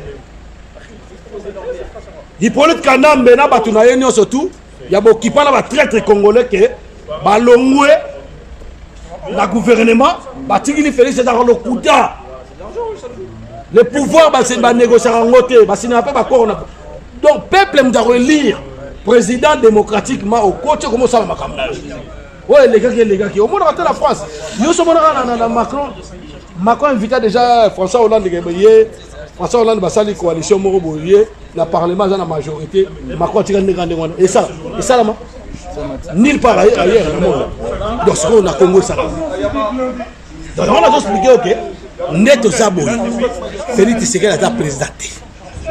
A présenté ta marionnette étiquette et puis ça les loko kolobate makamsu na kolobango awa te on a kolobango monde ayebi parce que yo trésor mako ndongo za bozo na bango le loko te mon frère mais mabenga bino bango c'est là mon frère combattant mais ya mamango to zo poussa na nga biso na bango to ki ba combattant yo yebi te Félix Tshisekedi za combattant mais abenga bino ba combattant papa yoka o yebi te Félix Tshisekedi wana Chilombo Tubilando mabundi wana matama wana yo yebi te za combattant o sait qui on yebi te za combattant tant on zo mi tenga ele ko yo mo za ki falo pesa ngo fale combattant c'est yo boza combattant nani siko comme président yo so bato ba ndeko no moni bila babomi mokili babomi jina babomi nani petit na mino wana na linga yo to na kini petit sœur na biso na comme nani azad ah voilà so yo ki babomi yo oza tranquille te au sein de sa revanche mais yo bato ba ndeko na yo batata mwasi bake ba paleki mama paso kende kalaté ba jeune frère no bato kende ba batalibanie bolalaki vous savez pas yo salarié ba quoi ça vion na yo bu na mabele na lo ba rien oh frère to ça ba tout to ça la batu mo boni ke swa ki boni ya maboy avec ça que yaza président allez nous d'abord on ba commentaire à la fin on a discours on va changer on va peuple ba tellement non au diaspora ba tal le côté ko ba diaspora no ba commentaire ba ta lo likam on sala ba zo nyo ko na Kabila kana ba zo nyo ko to mon Jean-Marc Kabouni ba destituer le la zoba et puis Simi mais yé baba so ba ta o bata premier ministre hotel to boba alo ba honeka bo sala ga mo le mo bo ala prendre tamwe mwamba président Sénat tamwe mwamba président Sénat o yaki rebelle à cause avion na ba passager na likolo ba innocent asa président Sénat na époque yo za président est-ce qu'on a bien d'abord da président Mais moi j'ai dit. Ari Magie, on m'a demandé biso. Ari Magie ko dikama Ari Magie. Malembe, na toki na mamba procès to kusana. Ari Magie. Alors que président wana ayi président biso to bato vota ki était. Mais bakangi po na ngoto Malembe. Azali deuxième bord na biso. Alo bang. Yo zo bakangi mais papa fo fungola miso mato ilo yo kita to noso. Ozamu wazo bato ozamu wa maeli. Comprendre? Wa mayele mon frère. Ya makamsu to lo ba wa wati. Neti ngane na abo na mutu oko sila ngamaka. Na oko sa mutu te, bo oko sa ngapete. Fona lo ba ka vérité na oko sa kape makambo. O na so lo ba ta mutu azota na TV ba alo ngwana makamni ya zo. O yebi ke za vérité. O yebi ke na ba makambo solo. Yo no ga mbuo za na raisonnement to zo comprendre makambo ngana lo ba. Moya bino ke sana ngoya solo conscience no joyebi solo makambo frère na tolo ba na trésor de batele mi wa ba lo makambo solo yoko ça n'engage que moi état non yote genre moi on va faire que na zo expliquer yo parce que tu ne verras jamais au Congo moi tu ne verras jamais au Congo jusqu'à pays na biso ko zala libérer totalement jusqu'à tel point que nous allons chasser tous les traîtres et nous allons chasser les traîtres de la nation parce que le to komi to comme na double occupation occupation ya ba Rwandais na occupation ya ba Taliban parce que na kata ba Taliban ba kantsaka neti ko ba luba kate ba ekolo msube ba ya ba so ba baza na kata Taliban yanga na ba luba no to ba zo ba te faut éviter tribalisme to na besoin tata bomoko mama boyo ekolo bomoko ozo ba mais c'est quoi on a dit mon frère procès on a d'autant procès la pièce de théâtre Il a dit n'importe quoi.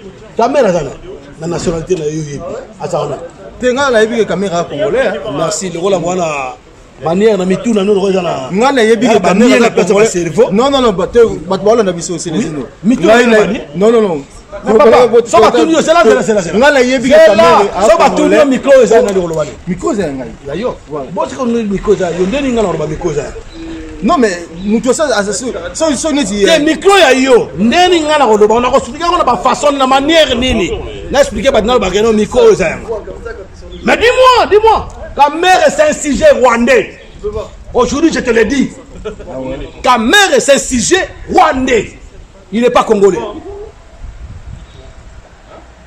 ngala ebité yim toujours formé oyebi yango mais boy ko loba yango mais ça n'engage que moi ta mère est un sujet rwandais quand on vous dit Aujourd'hui, on vous dit que le procès de Kamere à sujet rwandais, c'est l'un des occupants. Kamere, il a commencé toutes ces démagogies, toutes ces catastrophes extravagantes à Bandero, Bandakala, na Congo. Jusqu'au jour d'aujourd'hui, il fait que ça. Il fait que ça, donc c'est caméléon. Quand on dit caméléon, c'est vrai qu'il est caméléon. C'est ça que je vais te dire. Arrêtez de... Cherche pas à savoir c'est quoi là. Cherche pas à connaître quoi que ce soit. Tu vois ce que je veux dire? Non, je comprends. Voilà. Tu peux voir la biso. Vous comprenez les biso. Kamere, tant que vous avez que non, Kamere, Azana procès Mogoti. Kamere, avant 2 jours qu'il n'a pas convoqué, il était chez Kanambe. Depuis la campagne électorale, la 2019, c'était leur planification, Boma, opposition commune, parce qu'on a gagné la force. Et puis c'était pas selon notre constitution, un groupe de gens qui veut prendre le pouvoir par la force. Ça nous demande quoi? Sur le map populaire. Vous allez article 64, je crois. Article 64. Alinéa, quelque chose comme ça. Tu vois? Tête tes alliés. Voilà. D'accord, comprendre que tes alliés. Oui, ça dit mon frère. Tête tes alliés. Donc, dans l'église, on va tout voir n'importe quoi. Tout seul là. Et au moins, on va tête. Makuru, alinéa, tête tes alliés. Donc, c'est ça que je vais t'expliquer. Moi, je ne suis pas un homme politique. Je suis un homme d'État. Je suis le défendeur du peuple. Je suis le défendeur de la nation. Aujourd'hui, quand on te dit politicien, il faut boire un mot. Parce que politicien, ça me donne le coup. Aujourd'hui, je te raconte d'autres choses. Le lendemain, je te raconte d'autres choses. Je change complètement. Tu vas plus me reconnaître. Vous comprenez? Donc, il y a un moment où ok. Tout ça, la résistance. Tout ça, la activiste, analyste. Là, on est en train d'analyser quelque chose. Donc, selon yo, donc depuis la campagne électorale, ces gens-là, ils ont décidé les occupants. Ils ont décidé. Donc, si je dis depuis la campagne électorale, c'était aussi dur. C'est très simple plutôt. Écoutez-moi, mon frère. Depuis l'entrée de l'AFDEL, c'était leur planification de ramener la féminité. Vous comprenez à ça que je dis, quand je dis la féminité, c'est quoi? Merci. Voilà, mais il ne faut pas recevoir tous ces illettrés là. Bref. Donc voilà mes chers compatriotes, voilà quoi. Donc ils ont ramené à la tête du pays, à la tête du peuple, peuple la féminité, donc Nzala. Tu sais, les gens ont attiré Nzalata plusieurs années. Comme athlète, on trahit le paiement de l'eau. Poison est un bon biso à la carte de côté de poison à la mboka na biso. Tu es dit Kourounate, tu es dit Oudjanate. Tu es dit Pharma pocheté, hôpital social et bien.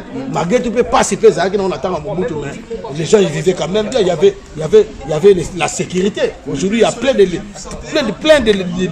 l'insécurité. Autant pour la même pas Kourouna au Bomaï. Donc ils ont ramené toutes ces choses-là. Ils ont qui base qui la féminité. Nzala. Il y a un peuple comme dans le niveau où tu as besoin de maboko, tu as besoin de maboko. Nzala il est qui?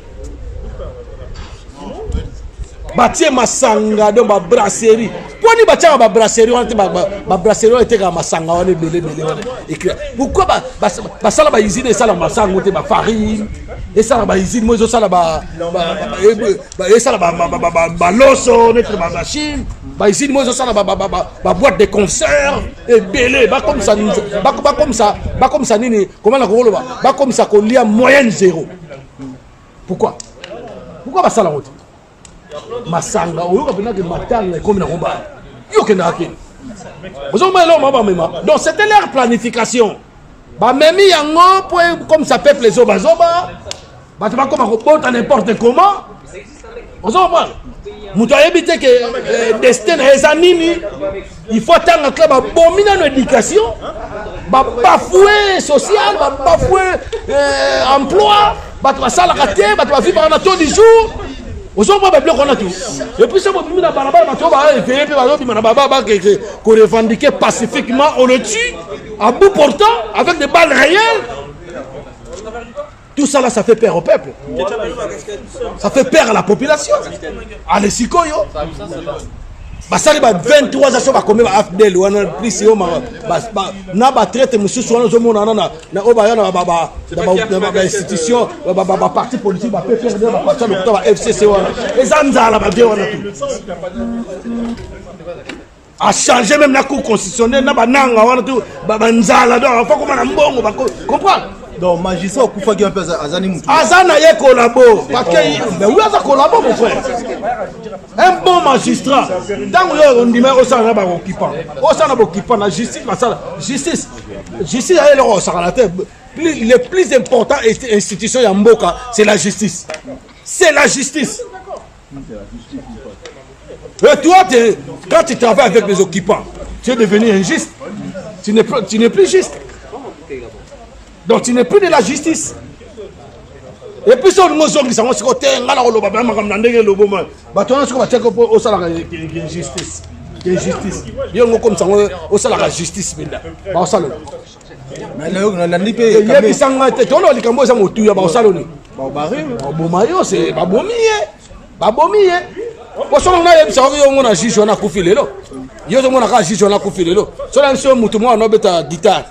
Ndeko na mona na linga peut-être sunda base baboma yo so comme ça la justice enquête na yo kango déjà Mouzel aura désiré Kabila oyo mutu azo ba hippolyte kanamba lo bakata la bango akufa so yo comme ça place la justice de ça mais c'est quoi solution ni bazo bakanga ba sasan Bassassin, il y a un groupe de gens qui étaient organisés. C'était une affaire organisée, bien organisée. À Bomaï, et ça, quand on a été à la Macambo, Rossi Mukendi, jeune, Rossi Mukendi, que son nom repose en paix. Ouais, maître Rossi Mukendi, intellectuel aussi. Babomaï, parce qu'on a dit ça, on a bangoté. Moutou Aboma et Karine Luke Sowana. La Rwandaise là, se promène librement. Tant que je vais procès à Vital Kamere. Mais moi je vais te poser une question. Dans le bananou du Kamere. Bon, une personne comme Vital Kamere. On va comparer avec ils ont envoyé les milices. Baké réquisition la propriété à Moutou mais bakoti kuna ba piller baké na biloko to au fur et à mesure ba ko so biloko mais ça qui a pour ba piller au niveau dans les années si na katia ba ici si na police na nzala na kasongo na mona nzala dans ndima makambo ebi makambo na ça les ama be mais na ndima ka pour ça ozoma de l'or ba Rwanda ba na ngwana soto longo wana bino kangi Vital Kamere mais bokangi so moi ça ne mon entier ya lubondo mais amida oya za kutu congolaise te aza indienne moi c'est Vital Kamere oya za la nationalité douteuse bokangi ye ba yibi ba 400 millions ba 47 millions ba millions ba 15 millions vous arrêtez quelqu'un comme ça mais mbongo tira libanda. Nous n'avons pas besoin de c'est ce qu'on appelle la pièce de théâtre. Les abats théâtre, bon quand on mouton, c'est un bon zawat. Bon, ça me la question de point bas. Moi, c'est Nazar Libanda, Bokangi était beaucoup réquisition, beaucoup réquisition. Donc, c'est ça qui nous fait que nous voilà. Ma caméra qui se prétend, vous avez bien que Moutou est l'un des occupants. Mais après, il a bien ceux qui. Mais c'est pour ça que j'arrive. Ceux qui vont bénir 6 mois. J'arrive. Yo ba ko kanga yo so ba kanga biso pe ba kanga biso pa so ba kangi biso yo za combattant les ça ou na combattant les ça mais ça là il beaucoup ni na ko se justifier na ça qui parce que boy na mais au fur et à mesure tant na so ba na ko yem ça justice que so ko meki autour na nga sus au monde na ko lo bango jamais parce que la justice ko lo bango ta ya on a tout ça que ça ba théâtre. Donc mutu wana batinda ki ekende komikanga makuna yango nde mutu eko provoquer poto boto na mboko bien sikoyo parce que biso to simisa bango poste to pesa bango pouvoir te mais to simisa bango poste ne to simisa bango poste siko mutu wana na poste ngako mo sa net mangba solo ako bimaka libanda ako ke lobaka makambo na matoyi makambo ngezo zongela biso mutu foto sila na ba yango balongoli pe voilà donc sikoyo yango nazo koma sikoyo na analyse na ngane nazo sala tango siko bango ba sala bongo batindi Vital Kamerhe fois poata bango fois bandolo ba muta tinda bango parce que Vital Kamerhe il a déclaré très bien que il y a le big il y a Zagina superviseur il y a pas à travers un bureau le chef de l'État soi-disant le coordonnateur Azalaki voilà donc avant au moins sur à travers pas on a bureau là yonde donc ça on a ce qu'on a ordonnance donc ce sont des bandes de voleurs, bandes de criminels. Le pays est dirigé aux voyous, aux criminels, aux escrocs, par les mafieux. Vous comprenez? Donc c'est pour ça que Vital Kamerhe est à l'aise. Vous comprenez? Si tu parles encore, si tu fais venir ma famille ici, je vais mettre la feu. Je vais mettre le feu. Tu vas mettre le feu qu'il a mis, c'est ça. A-t-il fait? Et puis, bon, mon signe Vital Kamerhe maintenant au salle. Bon, mon amante, t'as l'andango bien dans cette mission. Empoisonner juge, voilà. Empoisonner parce qu'il y a un moment qui travaille là-bas. Une personne comme moi, soit au talent, le mort. Donc, le monde vers la fin, pour continuer après. Soit au talent, mort. Soi-disant présidence, dans le bureau de la mort. On a posté, on va faire ça parce que si le mot a été nommé, c'est une étiquette marionnette. Alors, béton par rapport à quoi? Un béton, donc, après un béton, il y a mon bout. Béton, il y a Moselle, Laurent Désiré Kabila. Autant que Batindi dans la biso, au pied où tu n'as pas Brazzaville, il s'est dit, on est biso, biso, armée étrangère, côté de sol, c'est calme. Pas bon, ma benne, pas bon, ma inondation partout, assassinat, pas tomber, pas oiseau, ma bateau. Béton qui osa béton par rapport à quoi? Par rapport à quoi? Le bani. Osa le bani. Bateau, on fait la présidence, il y a un sac à la tête. Et puis, ils ont fait un bateau. Ils sont ensemble, ils sont chasseurs qui partent. Ils sont chasseurs qui passent, ils sont traités, ils sont au tigre, ils sont dans une situation, ils sont bandits. Mingi na bana poto akufi hein. Bana poto wana est-ce que moi na poto le rôle ngalo la yo. Est-ce que nga personne na comme ça béton de la Kenya na kufi. Ndena kufi pe. So na comme ça béton, chilombo béton. Ndena kufi. Ba kufi ngolo lokoso. Ligolo koso ngo bakufi. Bara kuta beto boko mesana. Siko biso tourna biso tukudia tabina bino lokola bakayansa. Bazoniata bango ne lokola bakayuba. Ba moeno. Bref, c'est les inopoto sur ça. Voilà mon frère. Donc soki bakokufa na bango tout. Basi la maintenant basi kokufa te. À votre information, il y a trois bakoufi lelo, trois bakoufi. Et puis lui-même azawana, libumuye tourné na kati sa caméra le diarrhée. A osumba ba mwamba osumba wana. Ba mwamba ba tshaba mingefi. Auto compris na yo bato wala na biso na mec c'est les Congo mondial c'est les innombrables ici point. Wala na biso na kumbela mokili donc auto succès na yo mona wa suka kozani papa ya émission na biso lelo. Mona nga ya suka. C'est que je vais lancer aux artistes et musiciens, du Congo, des collabos, des artistes pornographiques, les artistes inconscients. Il faut pas avoir conscience. C'est le moment. Pour que ça ait l'imbisamable, tu l'imbisaté. Tu l'imbisaté, tu l'anda bango. Et puis, moi, on a bango autour de bango, que bateau, ça bateau, tu la bango, pouvoir te aussi sa biso. Parce que aussi, ça, ça, qui m'a dit. Vous devez la karma pas. Aïe, ma réalité, les gars, maman. À sensibiliser le peuple, à mobiliser le peuple. Nous avons aussi des points. Bateau, Jean Goubal, Anno Bamakambo Salam, Makamama Bezo le Ganamboka. Nous avons aussi. Mais yo, au yé na diaspora, au peuple, au lieu, au sanini, au défi, bisota, au défi, au défi, au yé na malade, au mi protéger, au tigre baninga msubaku. Oh, na lobby kaka. Au yé bi na lobby. C'est lui qui s'est fait connaître l'affaire. C'est mon terme. Batindi yo to lia gagné. Oza soki chanter oyembaka bien to reconnaître oyembaka bien. Odo que ça njema Covid, ya pandémie Covid-19. Na la tindi. Yo moni ba kufi na Italie kuna be. Moni ba kufi na Chine ke. Na États-Unis moni ke. E bongo na France. yebisanga on mona Florent Panito maître Gims aya osala nzembo ya pandémie ya Covid-19 non sala au moins bosala au moins basangani na minute oyo to na besoin nzembo na bino wana te wana la okumisa maladi po maladi ekota bana manjoto comment que sobo musu siatula imbécile ya siatula collabo avant entendre na ba to kana kinga ka ba comédien musu ba ko na banjoto balaka mais il paraît tout ba mise bossa nzembo mais on a besoin de monter faut pas ça nzembo ya vaccination basala nzembo ya banteno ba to poser ba 5G bana bato boya ngo vaccination bozwa te bona boye nzembo bongo nde ça nous va nde ba sensibiliser na Julia Muse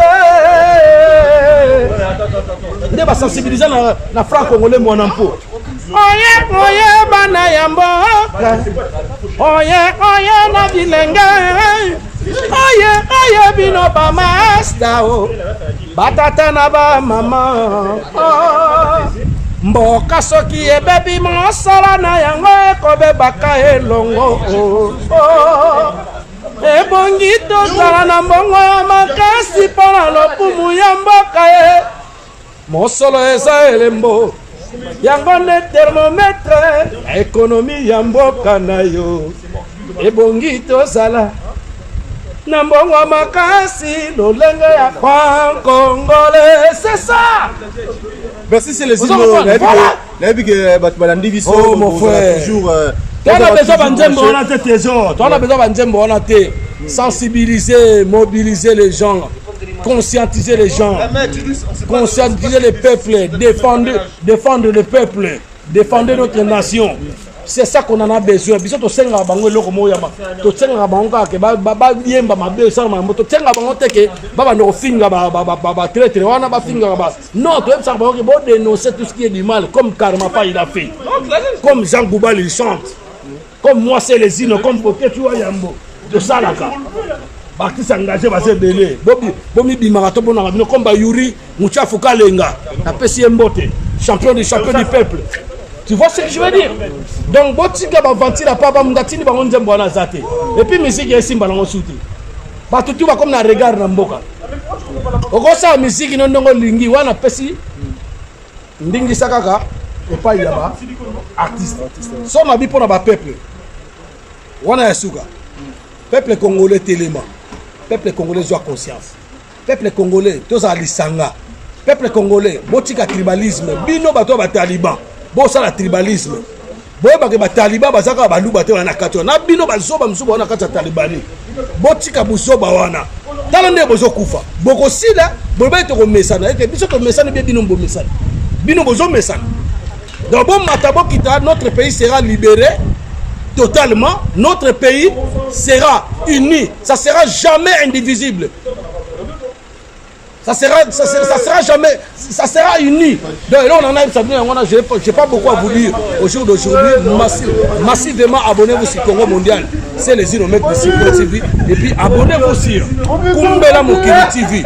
Je salue Jean Didier Mokili, Obele, la pluie Massarangai. Je salue Nico Itiler, l'administrateur Mamiko, M. Djouki, World de Musique 243, Isabelle Kassasala, Fantasia MKZ. Je salue M. Emmanuel Loufoiso, je salue donc on salue Binotou. En tout cas, Léon Ayakina Minga Olobate. En tout cas, je salue tous les combattants résistants, les artistes engagés, les activistes, les analystes. En tout cas, pour finir, je dis Ingeta, Ingeta, Ingeta.